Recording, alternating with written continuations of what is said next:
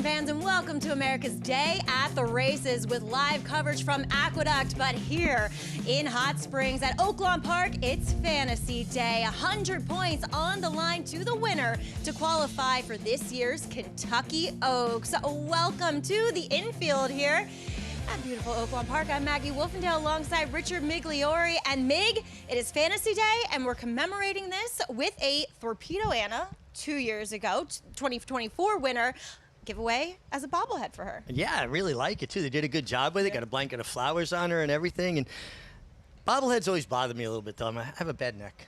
You have a bad neck. Sorry, correction. 75 points because it is a scratch down field, which we also need to talk about with Explora, the morning line favorite, being scratched earlier this week. Yeah, certainly unfortunate for her connections, and actually, in a way, all the connections, because reducing those points. Exactly. You know, she was a dominant winner of the prep for this.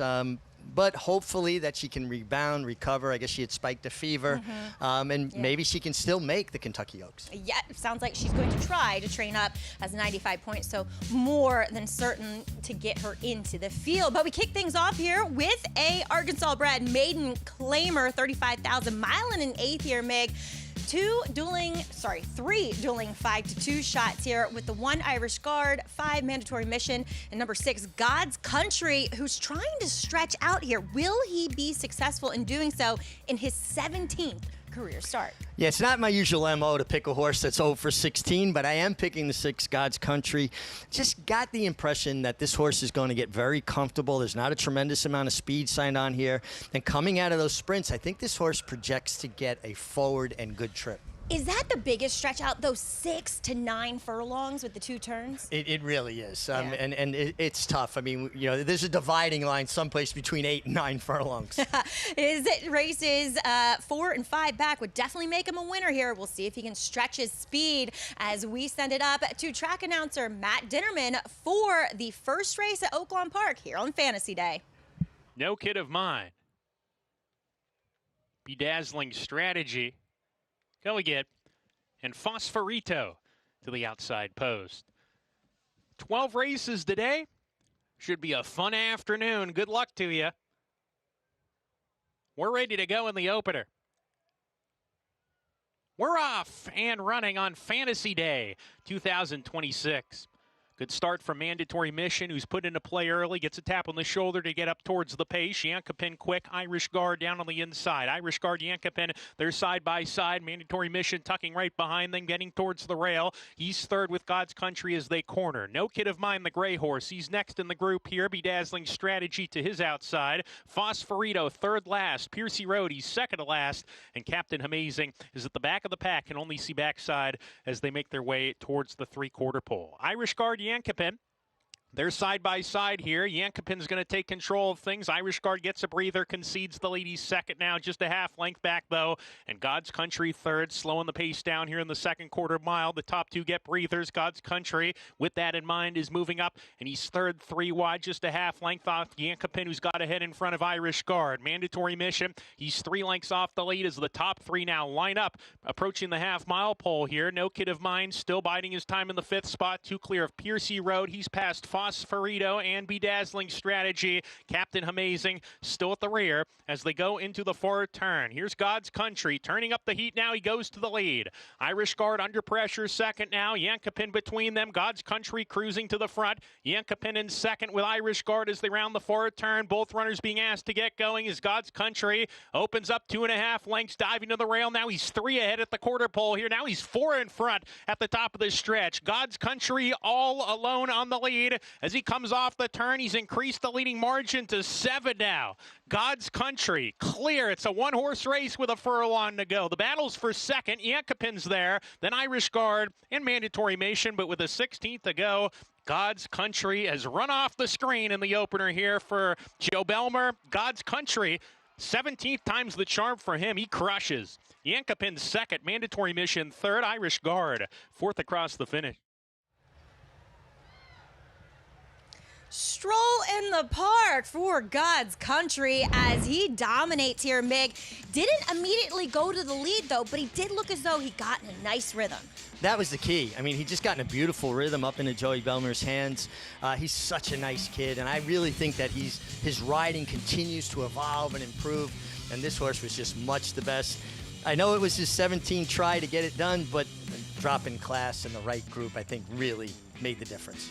Jaime Gonzalez, the trainer here for Starfish Stable, and I said to you, does he have what's on his head? He runs in one of those bonnets to kind of muffle out the sound there, that black piece covering his ears, kind of flopping in between the bridle there. Was either that or he had real mule ears, but but when you see a horse get into that frame, right, and they're just using themselves so efficiently, so well balanced, you knew it was going to help him get the 9 furlongs, and I think he was the one who stayed best of all, obviously. He really crushed this field to graduate. Nice pick by you. As let's turn our attention to the feature today. It is the Fantasy, and we have $1 million on the line. Grade 2 for these fillies, and yes, a field of 5, as we mentioned.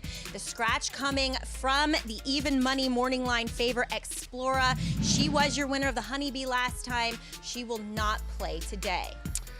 No, and it takes some speed out of this affair as well. I believe the 2 Empath from the Mark Casse barn is the horse they're probably put in there to be a pacemaker, right? He did say that. He did say to ensure some speed because he wants it for his 2 more likely fillies, Search Party and Counting Stars. Yeah, but I think ultimately it might play to the strength of Sticker Shock, who's going to be forward. But sometimes when you have a pacemaker that might be a bit overmatched, you allow that horse to lead you, and when they come back to you, your horse's confidence really kind of elevates, and you take them the right way. I think it's going to set up really well for Sticker Shock. We'll get to her in a moment, but let's talk about Mark Casse. He has, 3 of the 5 horses in this field. We'll talk about Counting Stars, as he has said himself. She is an all-or-nothing horse. He holds his breath every time she's led over because sometimes she can throw in some real stinkers like she did in the Martha Washington, but her Honeybee here, it was good behind Explora. It was really good, and if you dig a little bit deeper, Maggie, there was weather heading into the Martha Washington. A lot of their training was interrupted, and she's a filly that's got a good deal of size to her, and I think it affected her maybe the most negatively. You get a filly that's a little bit on the lighter frame side. Sometimes that missing some training isn't a bad thing. For a filly like that, though, I think it's important she trains forwardly. This West Point Thoroughbred's owned filly, Mark has said that she is definitely one of the best in his barn when it comes to 3-year-old fillies, and that she is training better than ever. But we could see Sticker Shock ultimately prove best here, or could very well be one of the favorites, the favorite. Brad Casse looking for his 3rd win in the Fantasy. She is a half sister to a pretty nice horse as well. And Sticker Shock, she's coming off a big win here locally. Yeah, and one thing that I really kind of stood out to me, I felt like she almost was goofing off a little bit until she felt the challenge of the 2 horse there in Scott's Law, and then kind of reasserted herself. And I think that bodes really well for her here, especially, like I said, she's going to have a pacemaker in front of her Empath. That's going to give her something to look at for a long ways. Yeah, definitely with a target, as she is a big, good-looking daughter of Uncle Mo. But our very own Megan Burgess, she's been hanging out with Sticker Shock back at the Brad Casse barn, along with some other friends. Here in the Brad Casse barn with Sticker Shock and her best pal in Miss Jiva, who really never leaves her side, as Sticker Shock will make her stakes debut today, coming off that strong allowance performance last time out. And I was on hand for her last breeze at 5/8 and 101, where she was just in cruise control, in company on the outside of a solid mate, and just really moving well, continuing to develop, and really hasn't put a step wrong. And Brad Casse had mentioned that this filly has really encouraged him and the entire team in her training, as she is an absolutely gorgeous daughter of Uncle Mo, a half to that grade 1 winner in Fighting Mad, and it looks like she's going to gobble up every ounce of this distance that she has proven she enjoys, as she's going to be tough to handle later today in the grade 2 Fantasy. And it looks like Sticker Shock looking to add to the tally of horses that Brad Cox is likely to send out in this year's Kentucky Oaks. He looks loaded to possibly go back-to-back in that marquee race. Just incredible, you know, to have, you know, the kind of fillies that can get there, but also the kind that can win there is just remarkable. And Brad Cox hasn't had the greatest meet here at Oaklawn, but this filly looks like she's coming into it very well, and I loved her last breeze. And she's got, you said, by Uncle Mo, she's got that long Uncle Mo stride. He really stamps his better horses. Doesn't he? He really does. I love watching them as Irad Ortiz is in town to ride Sticker Shock, much like he did to start her career. But of course, that's not all that is on the menu today. Today's race is brought to you by Claiborne Farm. Over 100 years of doing the usual unusually well. We'll kick off the stakes action, though, with the matron, older fillies and mares with the speedy, richest Arkansas bred ever in Hull and Ice, so she does face a contentious field. We'll have the Fantasy, and then we'll check out Aqueduct. A few races from there. We are fast in both locations. If you want to play today's races, make sure you do so, of course, with your Naira Bets account. New members, when you use promo code bonus 200 match 200, you can earn that $200 deposit match bonus. Make sure you check out nairabets.com for all the details. Well, that's just half of the team, as we got to send it back to New York and check in with Greg Wolf and Andy Serling, who are holding down the fort in Equestrius. Hey, guys. Hello, Maggie. Yeah, we miss you. Hope you have a great weekend there. Obviously, a lot of excitement with the Oaks and Derby preps to come this weekend. Terrific undercard Saturday as well. Good to see you, Andy Serling. How you doing? Good to see you as well. Doing well. Nice to be here. Yes, we got race 2 coming up in about a minute here in New York. Our first live action on the program from New York today. 1-turn mile, starter optional claiming race. This one, I know you were intrigued by Golfi. Made a nice appearance here on track. Kendra Carmouche for Gustavo Rodriguez, coming off a maiden claiming win. Yeah, of the 3 horses taking money, the 1, 2, and 3, I far prefer the 1 and 2 over them, and I know you like the 2 anyway, who I think is chief competition. You know, I'm just to see how the races run, because I always look at the time form pace projector, and they don't have the 1 Golfi that forward. We'll see how forward he is. I think Hong Kong Fooey is a long shot with a chance to go to the lead in the outside. I know this race is dressed up by it was a big speed track, and this is not the race I like him off of. I like him actually off of a lot of his other races, which I think are good. And even though he won it on a wet track last time, I don't think he needs a wet track. And this is a horse, if you look at the maiden races, he kept some very good company in those races. And I kind of trust him at the mile more than I trust Anyway at the mile. But I agree with the betting public, Greg. I think they're the 2 horses, and I think you kind of agree as well. I do. Yeah, anyway, I think next door, who's actually become the favorite now, as we'll shift gears here, and there he is, faced maybe the best New York-bred 3-year-old we have in the game right now in Skolko's Folly. And I thought he ran okay in that race and could get a good setup because there is, you know, you mentioned the speed. The 4, 5, and 6 all have speed. I mean, throw Golfi in the mix, agree. he could get a great setup. No, you're not wrong. The 4, 5, and 6 are all forward. The 6 might be the speed stretching out. And I actually think if you're looking for a price to try to get into your number, that the 6 could be an interesting horse near Hong Kong Fooey. Horse last time ran against Igniter, a tough field. And even though he was on a good rail, that race kind of fell apart. Met School Calls Folly once again, the horse we just mentioned, 2 races back. So I think he's interesting at a bit of a price.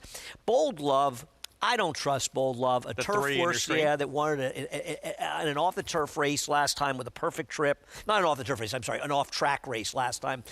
Of the 3 taking money, I like that one far and away the least. But he's very interesting because he's sort of and there he is in those lime green silks. Sort of the unknown commodity because he ran such a big figure in the dirt debut, but it was a wet track, so we don't know what we're going to get on this fast track today. Right. He is a wild card in that sense. But since he ran to begin with on the turf, now maybe they were just wrong. Maybe they ran him on the wrong surface, and he belonged in the dirt, and he certainly got it done last time. But it was also a softer field that he got a perfect trip in. I much prefer the 1 and 2, and I prefer Golfi. You prefer Anyway, but I think we both feel like the public's getting it right, as they often do. Pick 4 starts in this race coming up. As you look at Luis Rivera Jr. on Bold Love, yeah, the dirt debut, it was very good. Can he do it on a fast track here? It'll be his first try over it after first 3 starts of his career came on grass. Favorite, though, is next door, the 2. That is Anyway. Linda Rice, Manny Franco. We send it upstairs. Chris Griffin, the call.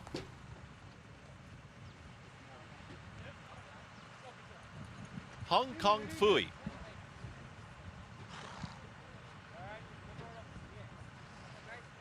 Hong Kong Fui. Goes in. All set. And they're off and stumbling at the start was top player, unseating the rider. Top player stumbled at the start, unseated Jamie Rodriguez, who is sitting up, being tended to in front of the starting gate. As they get set to work out of the chute, and on the front end, it's Southeastern. Southeastern with a head advantage at the rail. That's Golfi as a close-up second. Keen to the outside is Hong Kong Fui in third. Then further back in the field is Bold Love. They're followed by Anyway, and the loose horse is far, far back there at the tail end of the field. As they work up the backstretch, and the leader is Golfi. It's Golfi with a head advantage in Southeastern, 1:2:23.05 for the opening quarter mile. Just in behind them comes Bold Love. Tight hold here, Luis Rivera Jr. in third. Now shoved along is Hong Kong Fui, and Anyway is the trailer. 46.42 for that half-mile time, and they're into the turn. And it's still Golfi with the advantage. Here comes the move to the outside as Bold Love is now on the move. Anyway to the inside, and Southeastern trying to pick him up is back to third. 46.42 for that half-mile time. They're approaching a quarter mile left to go. To the outside here comes Bold Love. And Luis Rivera Jr., they're on the move, and they're coming after Golfi. It is now Bold Love, who has a head advantage, still battling onto the inside. It's Golfi. These two shoulder to shoulder, and they'll decide in the final furlong. It's Bold Love and Golfi, and these two throwing it down here in the final stages. Bold Love to the outside. To the inside, it's Golfi. Bold Love, Golfi, Bold Love, Golfi fighting back to the inside. Golfi's going to win it. Golfi won it over Bold Love, then came Southeastern. And Anyway, final running time, 1:37.24 seconds. Golfi with the victory, getting by in the final stages here. Gustavo Rodriguez first off to claim victory. Now back-to-back wins for this 3-year-old. I wouldn't mind seeing the head on of the stretch if we can get it, because it does seem like Kendrick came out. I'm in no way suggesting anything improper took place here, but I would like to work on see that. And I like that Kendrick was aggressive here. You know, the pace didn't end up being as strong as it was. Now, part of it was the 5 stumbling at the start, losing Jamie Rodriguez, who we did see was up. So hopefully everybody is okay there. Just one of those things, the stumble at the start, and starts are the most interesting but also often the most treacherous parts of races. Kendrick came out here and he persevered. Bold Love ran better than I thought he would run in here, just losing by a head. And really, Anyway was kind of a no-show here, huh? Yeah, so he was. Let's take a look if there was anything. Your eventual winner in that orange cap on the inside. Drifting out. Yeah, I wouldn't call it much of a herd then. Nothing. Yeah, I think Kendrick just point. wanted to come out. I just like to see it. Yeah, I think he came a bit. If anything, the 3, I mean, I don't blame. I feel like Luis Rivera has a right to sort of keep that horse from drifting, but no, nothing took place there. Just always interesting to look at those things and not suggesting anything wrong there. Nice ride in both of them. Kendrick gets it done over Bold Love as Golfi gets the money at 2-1. Yeah, 1-3-4-2 finish. As you said, good news. Jamie Rodriguez, he did get up. He was walking under his own power. There he is. So that is great to see after being tossed from his mount, top player right out of the gate, and was expected to be part of that pace early. Yeah, no any chance, obviously. And that did change things. And I don't know that that's the reason that Kendrick, sort of was more aggressive, because the 5 didn't go, but the potential existed if the 5 had broken cleanly. Maybe he's more forward and maybe it doesn't work out that way. Still, they both ran very well, the 1 and 3, but Golfi got the nod. Kendrick Carmouche for Gustavo Rodriguez. Tommy Torres, second choice on the board at 2-1 to kick off our live action from New York. And the pick 4 still to come. Fantasy later today on the road to the Kentucky Oaks. Counting Stars. She was odds on the Martha Washington. It was a complete flop and then rebounded big time in the Honeybee. Will today be her day in the fantasy?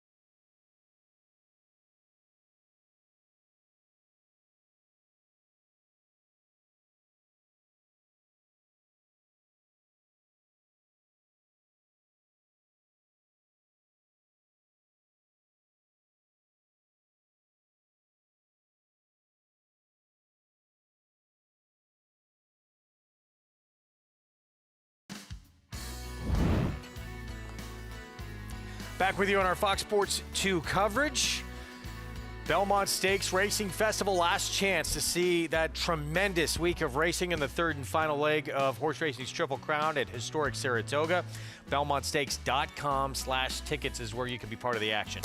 Yeah, no, obviously we're excited to have Belmont Park opening September 18th, and we'll be back in the mile-and-a-half oval at the new Belmont Park, but also going to be a lot of fun there the Belmont Stakes week in Saratoga. I know we're all looking forward to heading up there for a little preview a few weeks before the meet starts. First 2 years were, I think, exceeded expectations. Just a tremendous time had by all. So if you in any way can get there, you want to be part of it. We hope to see you there this summer. Race 2 in New York, and Golfi, Bold Love, dueling down to the finish, and it goes to Golfi now, back-to-back wins. Yep, and a good move by Kendrick, being aggressive, getting it done. It felt like Bold Love might have had him measured coming into the stretch, but he battled back and got the narrow victory. So, wins for maiden 50 for the George Weaver barn, and now wins first time in against winners for Gustavo Rodriguez, and like Bold Love was just going to roll right on by here. It really did. I mean, it looked like he had him measured, and Kendrick came out to join him and ended up battling back and getting the win. You know, often when they engage like this, it does seem like the original leader does often come back in these cases. And Bold Love ran a winning race. He just came up a little bit short and showed that dirt was the right surface for him, that it wasn't a fluke on the wet track last time. This is the surface he should have been running on all along. Wins as the slight second choice, returning $6.34 for the victory. We move on to race 3, which will start the pick 6 on this Friday card. $10,000 claiming race, 6.5 furlongs. In Skylander, you will not get 5 to 1. Don't get too excited. The question, I guess, did you feel there was a question mark with distance for him here? I don't worry as much about cutbacks as I do stretch outs. But listen, I can understand why some people think a horse that's never run these shorter distance races, but he has run effectively at 7 furlongs. So it's hard to believe he's going to lose because of that. I just think maybe Timaeus might be a little bit better than he is. But Sin Nombre is obviously not going to be 2 to 1. But Timaeus is a pretty substantial favorite, probably under even money looking at the double prices. All right, that one approaching the 18-minute mark to post. We'll have the post parade when we come back from a short timeout. Race 2 at Oaklawn out in Hot Springs on Fantasy Day. Mile and a 16th, $12,000 starter allowance. Team Asmussen, Dad Steve, son Eric, and this the 4 to 5 favorite they'll team up with Unload, coming off a big win last start.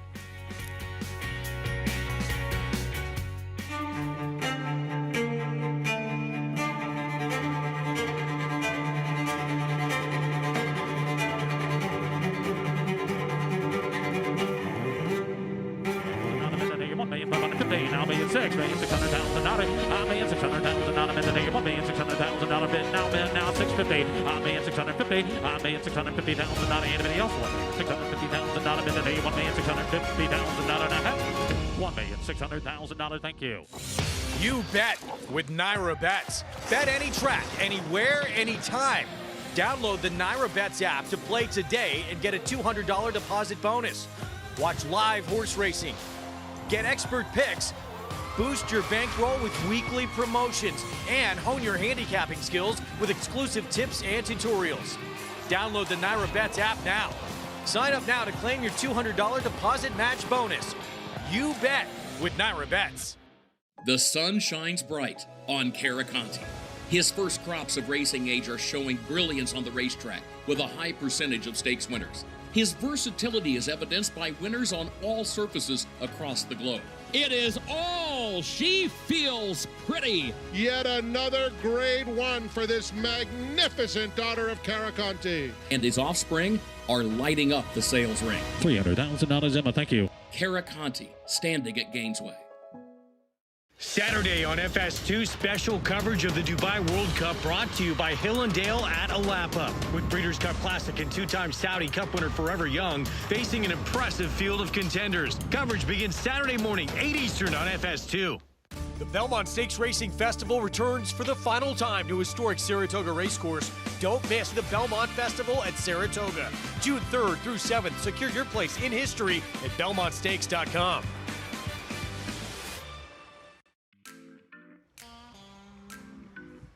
Welcome back to America's Day at the Races, live coverage from Oaklawn Park as well as Aqueduct, and we are brought to you by Naira Bets. Bet any track, anywhere, anytime, as we have horses on the track for today's second race at Oaklawn. It's a starter 12-5, traveling a mile and a 16th here, Meg, and we see meets leading trainer Steve Asmussen well represented.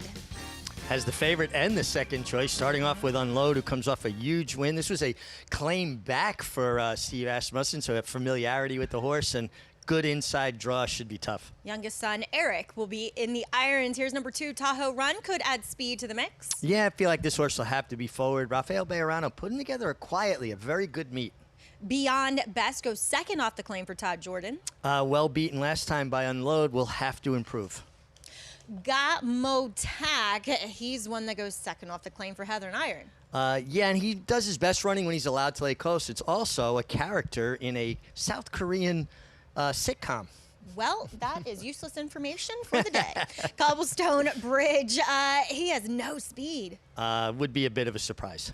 And here's number 7, the other Steve Asmussen horse, Brilliant Man, guided by Keith. This is who I like. I just think that this horse could maybe get enough pace to help set up his late run. Seems like he's effective at this level. And rounding out the field is number 8, Camp Daddy. Christian Torres has been riding so well here. Obviously, Silent Tactic tomorrow in the Arkansas Derby. Should be up close. I think work out a good trip from the outside. I was looking at Steve's numbers. Of course, he puts up big ones every year, but it's also the volume that he has. He has run 136 more horses than the next trainer, who's Ron Moquet.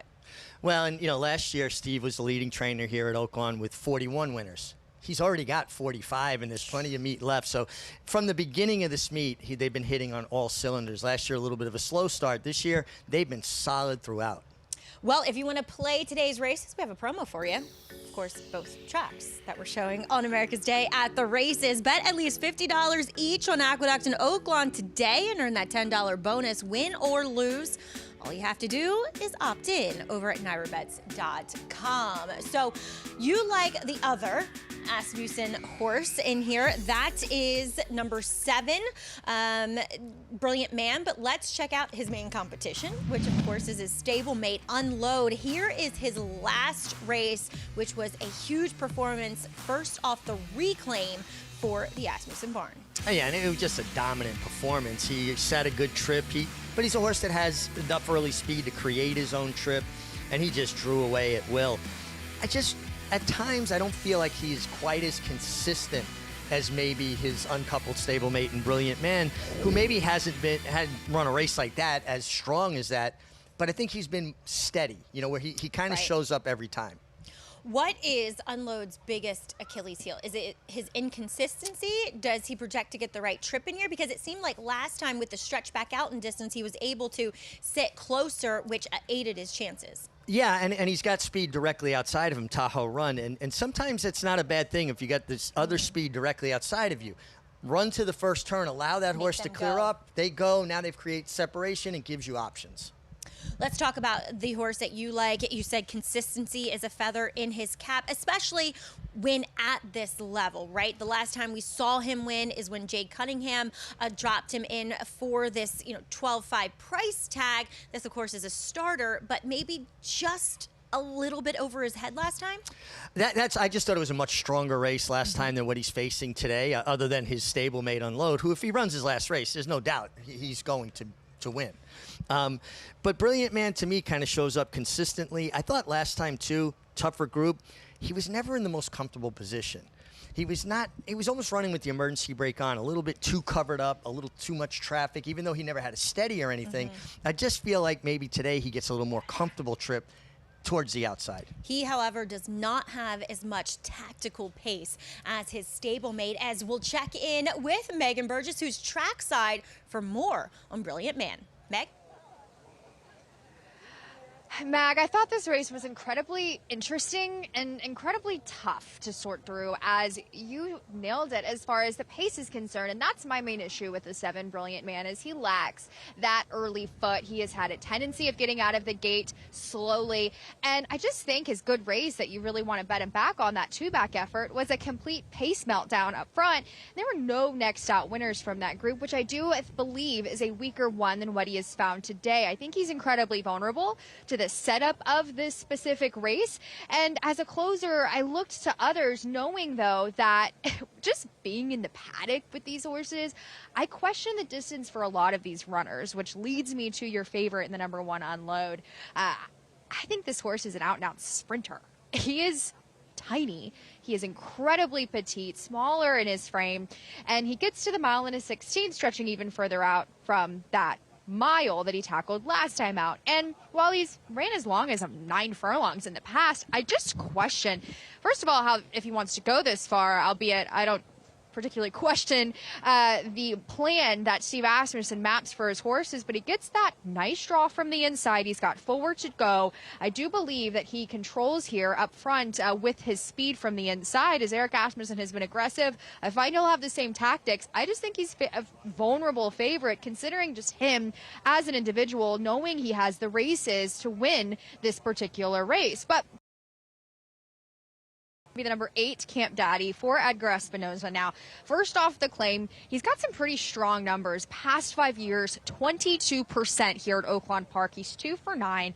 And last time out, he showed speed. He sat in the pocket, saving some ground. He had a comfortable early trip. And then he really had to get after this horse. He was under a ride around the turn. He didn't have room. He had to angle out behind and then stay inside, and was just never running down the Thunderer that day. But I thought he was incredibly interesting, given that I do find from that outside post, he could be a bit more tactically met. He looks strong. He's robust. I think that he's going to be able to manage this distance just fine. As Maggie, I have my questions as far as others in here negotiating this mile and a 16th trip.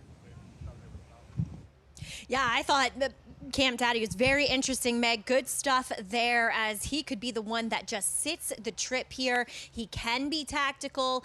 He has won 3 times out of 4 tries going this mile and a 16th distance for this 7-year-old. He really does project to get that kind of nice trip from the outside. Again, horses that possess natural speed, not that he's a speed horse, but natural speed to put themselves in the race, are going to create better trips. And from that outside draw, Christian Torres knows this race course so well. He's been riding so confidently. I do think he sits a nice trip. Christian Torres, of course, riding heavily for the Mark Casse barn. He will be aboard Search Party a little later on in the Fantasy, and of course, Silent Tactic in the Arkansas Derby tomorrow. Yeah, I'm a big Silent Tactic fan. You know, when you're here every day, you get to watch a horse train consistently, you kind of latch onto them a little bit, and that's what's happened with me. I've become a fan. Interesting race. Looking forward to it tomorrow. But first, let's get to the second. Matt Dinnerman has your call. Camp Daddy goes it. We're ready to go. And we're off. A little bit of a stumble at the break for Unload, a stride after he came out of there, but he recovers very quickly. He's on the lead with Tahoe Run. These two together. Cobblestone Bridge right behind them in third. Camp Daddy 4 wide as they go into the first turn run. Gamo Tak, the gray horse, on the rail now. He's 2 lengths off the pace early. 2 back to Brilliant Man at the rear with Beyond Best as they round the clubhouse turn here. Having to take up sharply there was Unload, and Gamo Tak got caught right behind him when Unload took up and he had to check. So they make their way onto the backstretch here, and Tahoe Run, he's in front now. On a hold here, not going very fast. This pace setter leads a half length though. Camp Daddy right there to the outside the presser now. Unload settles right behind. He's in a good spot now, third, and going well in the early stages down the backstretch here. Gamo Tak, he's on the rail. He's 4 lengths off the lead, the gray horse, with Cobblestone Bridge, then Beyond Best at the rear with Brilliant Man. They start to pack up 4 lengths from first to last as they hit the half-mile pole. Tahoe Run still on the lead, 3 parts of a length. Camp Daddy gets a breather, comes back on now a half length behind once again as they quicken the pace into the 4-turn run. Unload biding his time in third. He has horse, it appears. Unload looking for a spot. He's getting a little bit closer while still waiting for racing room here. Unload, but he's got a lot of horse with 5/16 to go, it appears. Cobblestone Bridge sent along 3 wide at the quarter pole. Unload in the meantime is getting outside for the stretch drive. They are off the turn here. Camp Daddy's got the lead. Unload's going to try to reel him in from the inside. Cobblestone Bridge right behind this front runner. 1 furlong to go. Here comes Unload after Camp Daddy. Unload catching Camp Daddy stride for stride. Unload Camp Daddy and Cobblestone Bridge down the center. Unload's hanging. He's beaten. Here's Cobblestone Bridge running by Camp Daddy late. Cobblestone Bridge won at 35-1. The longest shot in the race gets it. Camp Daddy second, Unload third, and then Beyond Best. Mig, at the head of the lane, I thought it was going to be your favorite Unload or the 8 Camp Daddy, but Cobblestone Bridge, number 5, he would not be denied. He stayed lapped on to the 8 in here and just wore him down late. He wanted every bit of this mile 16. As the longest shot on the board at 35-1, he turned the tables in a big way. I mean, he's been defeated by several of these in the past. Well, today was his day. Your favorite had a little bit of trouble on the first turn, but didn't he have his opportunity, Maggie, Yes. and just kind of ran a little even pace in the stretch? Yes, he had to stick to the inside, try to come up on the inside of the 8 as, Mr. Gallardo, very excited, pumped up for his win, hoping somebody in the stands had the 35-1 ticket. Yeah, Eduardo Gallardo really celebrating there. You see right there, he had room when he steadied. The horse kind of threw his head up in his air, in the air. When we talk about hands, right, that's what it is, knowing where that break point is, when to release, when to let go. Well, taking the worst of it was number 4, Gomo Tack, going around that first turn. Yeah, because when Unload kind of steadied in back into him, it really jammed him up. And we would see number 5, Cobblestone Bridge, work his way kind of through the field, got to the outside of the leaders, and just under steady urging, was able to get the job done. Eduardo Gallardo, his second win of the entire meeting, and I think that was cause for celebration right there. And you know what? There was no pace on whatsoever. They went a half in 49 and change. This horse was just best today. I didn't see it coming. I didn't see it coming either. Last time out when he had faster fractions in front of him, he was always traveling off the bridle. It was like he needed these slow fractions to be able to be held together and then have enough to travel and grind it out late. It really does make a huge difference when a horse gets to lean into the bit. They get framed up better, they're balanced better, they use themselves more efficiently. Santiago Tranquilino gets the win. Another one getting his second win of the meet, trainer of Cobblestone Bridge, as we get it back up to South Ozone Park, Queens, to Andy and Greg at Aqueduct. Maggie, Mig, thanks you. 2 post-parade race 3 starts this pick 6, $10,000 claiming. Sprint 6.5 furlongs. Here's Scaramanga. For James Bond fans, gets a rider switch to Delio Rivera, who's ridden well here this winter, but this one would have to step forward. Skyliner 3 cuts back in distance. Here's Prince of Truth. Yeah, Skyliner is one of the 2 main players. Prince of Truth actually ran well 2 back. He's a little bit tough to gauge because he doesn't run well that often. This would be quite a shocker if Mr. JT surprised. Just seems like he's lost his best form. Sin Nombre, he's coming off a win last start. Yeah, he just held off Prince of Truth. And I think both he and Prince of Truth are somewhat players in here. I'm not sure, though, about 3-1. And dropping class 4, Timaeus, that's 7 there, back of your screen. He's been facing a lot better. Yeah, probably going to be even money or less by post time and the drop down. I think we both agree he's the horse to beat. 4 minutes to post. Race it kicks off to pick 6. Get signed up if you have not already. Play along. Play the Fantasy Arkansas Derby. Vote this weekend. Of course, fantasy later today from Hot Springs with Naira Bets. $200 deposit match. New customer bonus when you punch in that code at sign up. Match 200. And bet any track anywhere, anytime. Right there at NairaBets.com. There's the 4-5 favorite, Timaeus. Ruben Silvera will ride for Rudy Rodriguez, dropping down from 20,000 to 10. Let's get back to Hot Springs. Yeah, we'll see if another Rodriguez can take down the second race, as being led into the winner's circle here at Oaklawn is Cobblestone Bridge, 5-year-old son of Ironicus out of the Giants Causeway mare Carriage Trail. Just decidedly best today, considering how the race was run, slowish pace, and he just kept coming with that relentless stride. You can get over his right lead, and he just kept at it. I thought your favorite had his chances, and no excuses for Camp Daddy as well. I mean, he had probably the best trip of all. Yeah, exactly. He just came up second best, I thought. And as Meg pointed out, it feels like the Asmussen team, given the pedigree of gun runner out of a Tappet mare, are, insistent on unload going longer. I think, he's just that 6 to a mile type of horse. Maybe a little bit of an in-betweener. Maybe seven Seven. furlongs would probably be Not perfect, getting that right? here, but Yeah. exactly. He does feel like 7/8 to a mile, probably his best distance. Well, that will do it for Meg, and Mag here at Oaklawn for this part of the show. We'll be back at 5 Eastern, 4 Central Time for live coverage of the fantasy as well as the matron. So looking forward to that. A bit later, Lafitte Pinkai will join us too as we get it back to Greg and Andy. Mig, The and 3M Meg. show. First of all, Maggie shows up on the grounds. You give her top billing. I'm sorry. I agree. Well, also alphabetically, A, E, I. So really, Mig, sorry, you're last. It's the Mig show. Here is the 4 to 5 favorite. So Timaeus, we've talked about the better company he's been facing. He just has the better races as well.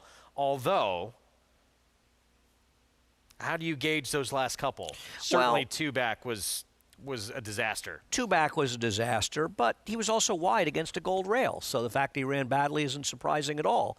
And last time out, Looms Boldly and Stewie would be almost impossible to beat in this race, so he's just been running against better horses. Anytime I guess a horse takes a significant drop like this, it's always a bit concerning at a short price. You always have to ask yourself, if you're scared about the drop, because Timaeus does rate to get claimed here. I just think Rudy's running this horse where he can win. He did win a $20,000 claimer going back, but right now he's probably not good enough to do so.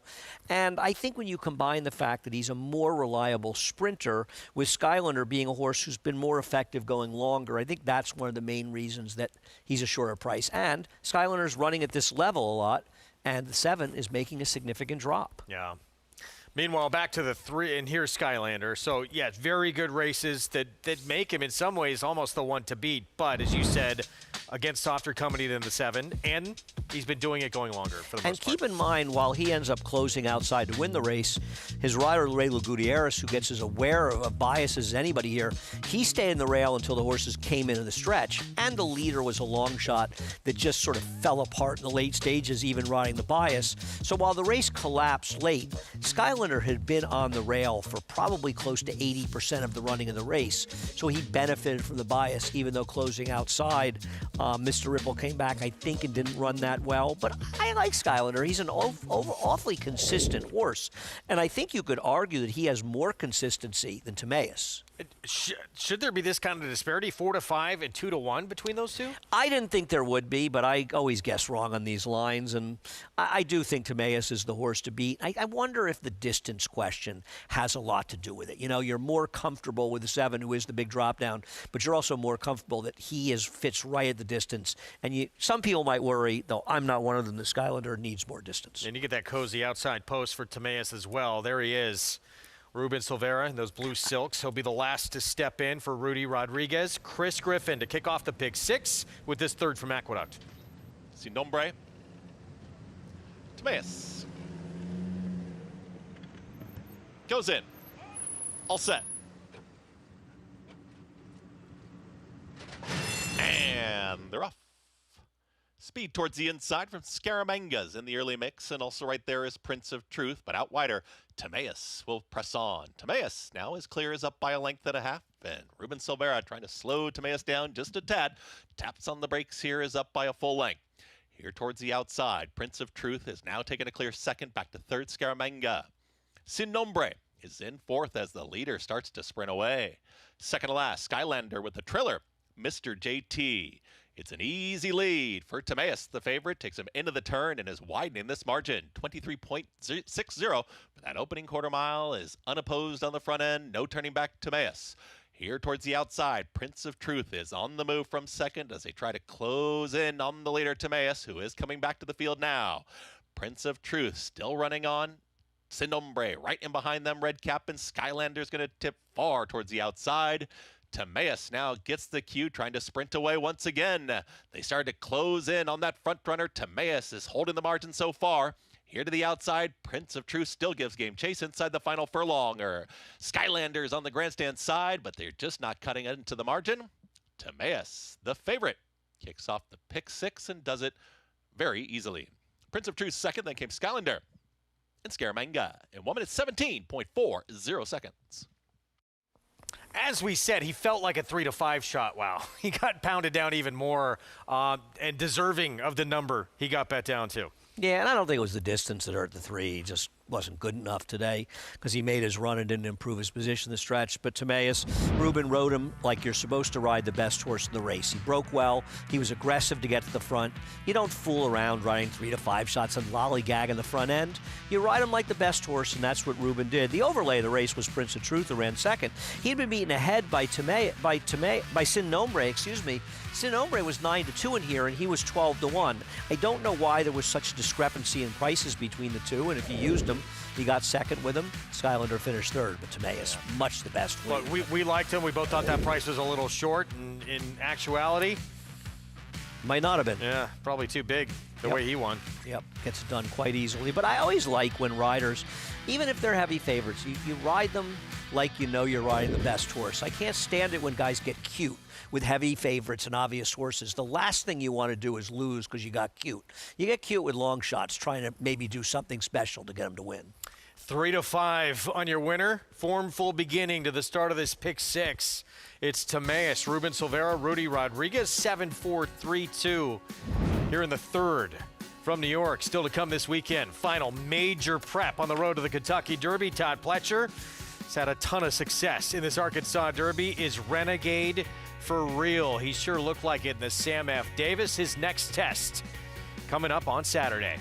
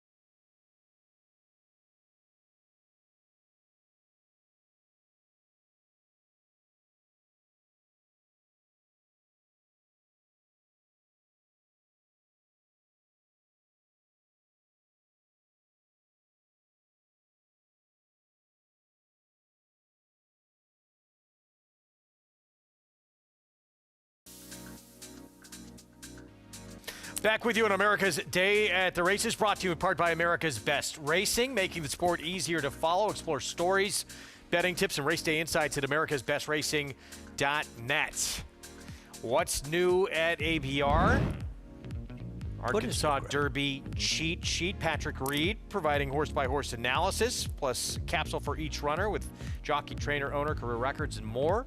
Key horses to know for the Dubai World Cup card. You can read about the key horses to know from the Godolphin Mile through the World Cup, and of course watch all the races on FS2 and the Derby Trail heating up. Louisiana Derby winner, emerging market. Jeff Ruby Stakes winner, full effort among the 3-year-olds heating up. Get more info over at ABR. Take advantage. Timaeus, ultra impressive. And Ruben Silveira says, I'm going to grab this race by the horns and take command early. Yeah, I mean, I know it's sort of an obvious statement, but, you know, you see too often riders that aren't, you know, they're just sort of like, oh, I'm on the best horse, I can do whatever I want, I'm going to win. And I know this is something that Richie would agree with. You ride the best horse like the best horse in the race. And that's exactly what we saw from Ruben. Timaeus too good, and wins for the 5th time now in his career. 6-year-old son of Malibu Moon, dropping down in class, and I have to imagine he was taken. Yeah, we will verify that shortly, but probably could handle a little tougher. You would think so, the way he won today. He certainly handled this field easily. We'll see. See where he ends up. 7-4-3 finish to start off the pick 6. Big one on the Derby Trail. A couple of them, actually, coming up this weekend. Of course, on our program, we'll have that Arkansas Derby. Renegade back in action for Todd Pletcher and company. As we take a look at the road to that first Saturday in May. Florida Derby happening tomorrow as well. Gulfstream, these 100-point races are going to give us a clearer picture of who the contenders and pretenders are heading into that first Saturday in May. And these points will matter. I mean, even Renegade, if he gets 3rd, he's likely to have enough points to the Derby. But if he gets 4th, he's not going to be able to get in the Derby, which is kind of amazing when you think about it. And that's what happens when you only run these horses so few times. You're really putting all your eggs in one basket. Now, he's the horse to beat. But I actually have an opinion in this Arkansas Derby. Take a look at the field that will line up. So Renegade, the 3-2 morning line favorite. Go ahead. I have nothing wrong with Renegade. I do think he's the horse to beat. I can never get used to horses being made 3-2 favorites morning line. I believe 8-5 or 7-5. I believe in the 5. Not a lot of tracks will make them 3-2. Some will. Maybe just looks weird to me. He's the horse to beat, but he's no superstar. I think Litmus Test is going to run a lot better in this race. I also think Blackout Time is going to run a lot better. Blackout Time, second to Ted Nafi, who was the champion as a 2-year-old in the Breeders' Futurity. As for Renegade, this was his 3-year-old debut. It was his first start since December 6th, and it was his first ever win to break his maiden. He had crossed the wire first and got DQ'd in the maiden race. Yeah, I mean, listen, there's nothing wrong with this effort. He beat an overmatched field the way he was supposed to beat them. It's a good effort by him. He ran very well in the Remsen. There's an argument. He ran as well as Paladin did that day, making the first move. Disqualified, whether you think it was a good call or not. I thought it was a good call, but I don't really care from how the performance is. I think he and Paladin have shown themselves to be a relatively equal talent. Now, that doesn't mean that one's going to beat the other one in the Derby, but I think they've been fairly equal, and a lot of people think Paladin's the horse to beat the Derby. I'm not sure I'm one of them, though I do think he's a major contender, and I think Renegade's a major contender at this point. So Renegade, Sam F. Davis winner. How's he doing off that performance leading into the Arkansas Derby? Here's his trainer. He's trained super. We've been pointing for the Arkansas Derby since then. Knock on wood, so far everything's gone according to schedule, and we're very pleased with the way he's coming up to it. I love the way he finished up in the Sam Davis. The last 16th of a mile was the best part of the race for him. I think he's adaptable to whatever pace scenario is presented. So it's good to have one like that you don't have to worry too much about how much speed's in the race or things like that. We obviously wanted to keep him and nearly split up as much as we could, but really the main reason is Robert and Luana Lowe are big Oaklawn fans, and the Arkansas Derby's important race to them. We were able to win it with Magnum Moon a few years back, and it's just kind of their home track and a race that they really want to win. Yeah, I think Irad has a lot of confidence in him, and that's always good, but he fits him well, and he's getting to know him a little bit more each time, so hopefully we can work out a good trip. So start number 2 of his 3-year-old campaign from this barn with the talent he's shown. You expect him to take a forward move, don't you? He's supposed to. I think Renegade's the worst to beat in this race. But I'm more interested in both Litmus Test and Blackout Time coming out of the Rebel. The race has changed from a perspective of pace. When Napoleon Solo scratched, he's going to run the Wood Memorial.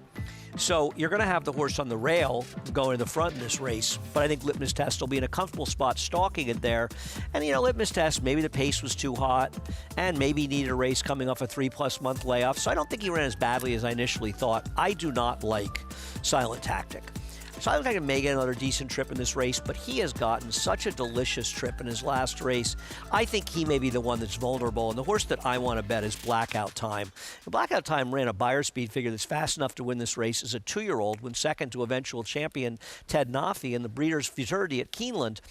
It was so clear last time that race was a prep. He didn't have his first work until about 5 weeks before the race. He needed the race. He ended up chasing a pace that was quick wide, and he didn't really run that badly. It just seemed to me like the exact kind of race you needed to get him ready. He was good enough to win this race, a 2-year-old. He's not going to be that short a price. I'm in. Looking forward to our coverage Saturday afternoon for the Grade 1 Arkansas Derby. Of course, later today, round 2 of our coverage from Hot Springs, Grade 2 Fantasy on the road to the Kentucky Oaks. That begins our coverage 5 Eastern on FS2. We will see you then. Counting Stars and Search Party. Potent 1-2 combo for trainer Mark Casse. Counting Stars. Back-to-back wins in Stakes Company, then disappointed the Martha Washington bounce back big in the Honeybee. As for Search Party, was behind the stablemate in that Honeybee. See if she can turn the tables. Sticker Shock, speed, and with the Baffert out, could be controlling up front. We will see at 5 Eastern, part 2 of our coverage on FS2.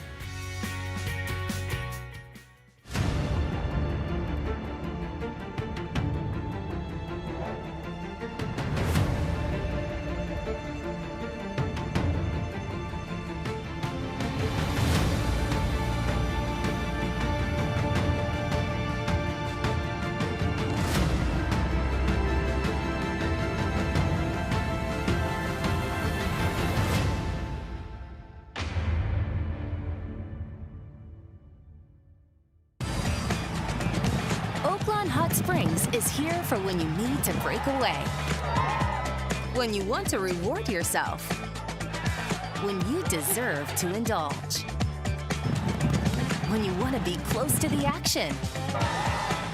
It's all here. So what are you waiting for? Live racing returns with the classic racing season. So plan your stay at Oaklawn Hot Springs and come join the fun.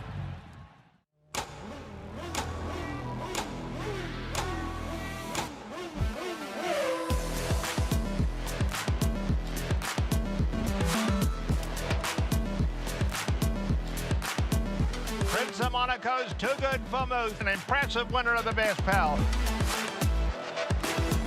Miramardi's all hot, but Prince of Monaco Too Good.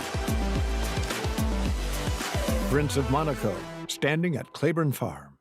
Announcing the Empire Trillium Series, a multi-year $3.2 million 14-race program at the brand new Belmont Park and Woodbine Racetrack, restricted to New York or Canadian foaled horses. This new event kicks off the day after Christmas with 4 2-year-old stakes races on Belmont's new Tapeta surface and continues all spring and summer through late July at Woodbine. The Empire Trillium Series. To learn more and enroll either New York or Canadian breds, go to NYRA.com/EMPTRI.